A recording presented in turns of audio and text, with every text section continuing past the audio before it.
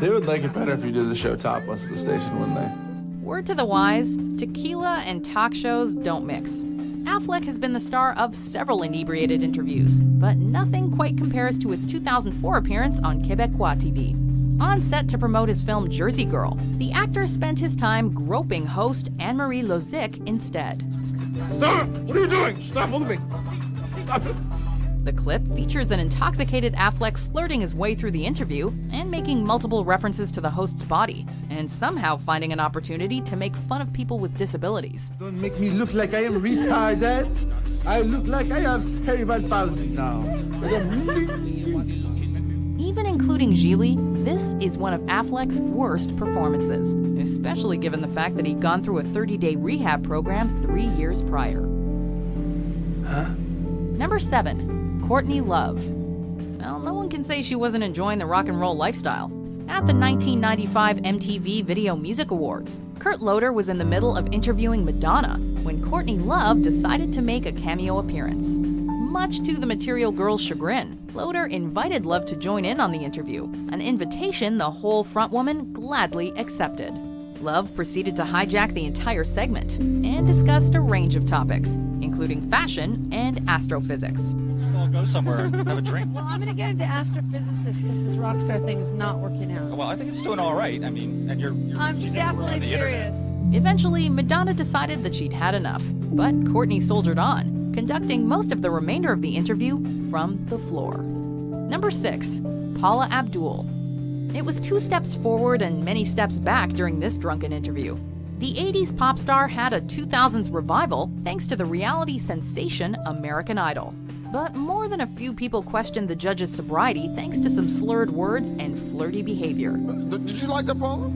Oh, The face move? maybe when Jared does it. Oh, come on! It all came to a head when she appeared on Seattle's Q13 Fox Morning News in early 2007. Despite the host's many attempts to keep the segment on track, the swaying singer had a series of nonsensical answers en route to internet infamy. Right off the bat, what do Idol fans have to look forward to this season, and what are you looking forward to seeing? Well, is that what it is? I was wondering, what is that? Her publicist later attributed her behavior to fatigue and technical difficulties, but few seem to agree. Number 5. Danny DeVito. I never felt more alive in my life. Oh, I'm sure. What do you get when you mix booze with sleep deprivation? This. For this infamous 2006 interview on The View, DeVito showed up direct from an all-night bender, drinking his patented limoncellos. No, I knew it was the last 7 limoncellos that was going to get me. Yes, exactly. The resulting interview played out like a real-life drunk uncle segment, right down to the political rant. Trying to figure out what to do with our country and our women and men in the military. DeVito channeled his inner Frank Reynolds by exhibiting. I know. Very funny. Read that right fast. Number 4. Mark Wahlberg. I don't drink. No, it's a recipe for disaster. But I said, did take please, acid nobody about let me 40 have minutes ago. No one likes drunken rambling, but that's what the audience got when this actor made an appearance on The Graham Norton Show in 2013. The Irish host is known for feeding celebrities alcohol, but it's clear that Marky Mark had one too many shots of something before going on camera. Many people have been wrongfully convicted, and the system is flawed. So we need to figure that out. And our elected officials, more than not, are corrupted by power and enticed by money, and that's a problem. That's a situation that we need to deal with. The 15-minute interview felt like it lasted an eternity, especially after Wahlberg interrupted guests and cozied up to both the host and Sarah Silverman. Retail store, a discount women's clothing store called Crazy Sophie's Factory Outlet. It smells so good. The inevitable hangover must have made his flight back across the pond as uncomfortable as this interview. Number 3. Bill Murray. Normally, Bill Murray can do no wrong. The illustrious comedy career, the hilarious talk show appearances, the effortless swagger. But the bigger they are, the harder they fall. The comedian learned that the hard way during a boozy appearance on The Last Word with Lawrence O'Donnell in 2015. Fresh off a vodka-fueled appearance on Late Show with David Letterman, Murray wandered onto the set and disrupted the serious news program with some major slurring. I think you're doing great. Do you remember? You're doing great, and when he said, would you come, it wasn't a question. Rather than laughs, the appearance earned Murray nothing but scorn from O'Donnell, especially after he crashed off his stool. Number 2, James Brown.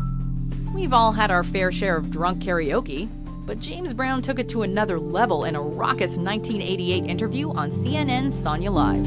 The godfather of soul started off the interview singing a drunken version of Livin' in America. How did all of this trouble begin? Living in America. And kept returning to it. Despite his joyful mood, the funk legend was actually on air to discuss allegations of shooting at his wife. Now, James, this isn't the first time you and your wife have had a problem. Are the two of you going to be able to work this out? Let's talk about some music. The whole interview was a bit of a debacle, as Brown redirected the host's questions with a series of memorable sound bites. And what are you going to say to your fans when they ask you some questions about it? I'm going to say I feel good. The legendary clip lives in infamy, and even resurfaced after Jordan Peele released a parody version in 2015. 'Cause I look good, I smell good, I feel good. Before we unveil our number 1 pick, here are some honorable mentions.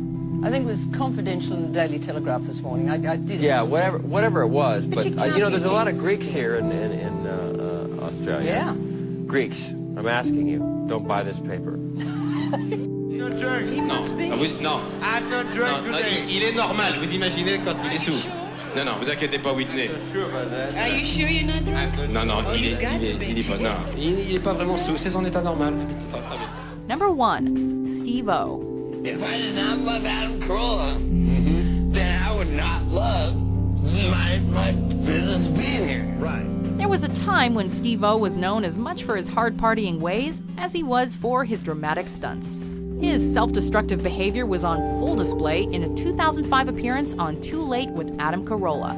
The stuntman spent this interview breaking the set, tackling the host, and barely keeping his pants on. It's no surprise that his demons eventually caught up to him. He entered psychiatric treatment in 2008 thanks to severe addictions to cocaine,